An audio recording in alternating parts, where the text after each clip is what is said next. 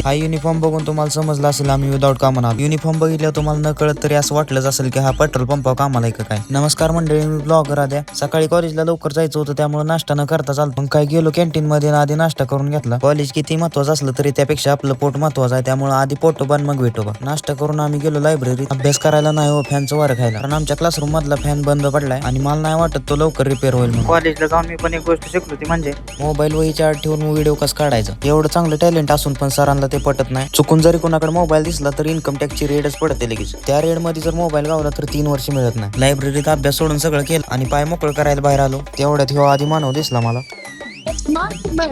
बचपन से ही पगली अगर चेहरे पर ह्यो आधी मानव तर लेक्चर बंक करून बाहेर बसले. पण या सुका पाटलाचा काय विषय, कॉलेज सुटायच्या आधी सॅक घेऊन बाहेर आला. सुका पाटलाला विचारलं कुठं चाललाय तर मलाच म्हणतोय टोपल्यात माझ्या 35 भाकरी वाट बघत असतील, मला जावं लागेल. याचं कसं झालंय माहितीये का, 2 हाना पण पाटील म्हणून. शिरं चुकल्याचं भाकर शिरं चुकलं असतात ना, त्याचं पापड खायचो आम्ही तेलात मिठात. कांदाची चटणी, कांदा मासा. सुका पाटील चाललाय म्हणल्यावर आम्ही थांबतोय. होय सुम्याला म्हणला आणसाय का आपण पण निघू. आणि उद्यापासून कॉलेजला येणं मला काय जमायचं नाही.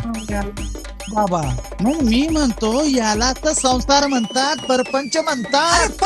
कॉलेज सुटायची वाट न बघता आम्ही टांग टाकली. वारकऱ्यांच्या मधनं वाट काढत काढत पेट्रोल पंपावर पेट्रोल टाकून सरळ घराची वाट धरली. उद्यापासून कॉलेजला जायचं नाही असं ठरलेलं, पण उद्या कॉलेजमध्ये फंक्शन आहे. फंक्शन म्हणल्यावर जेवण, आणि फुकटचं जेवण मी कधी सोडत नाही, त्यामुळे उद्या कॉलेजला यायलाच लागतं. बाय बाय पब्लिक, भेटूया पुढच्या ब्लॉग मध्ये.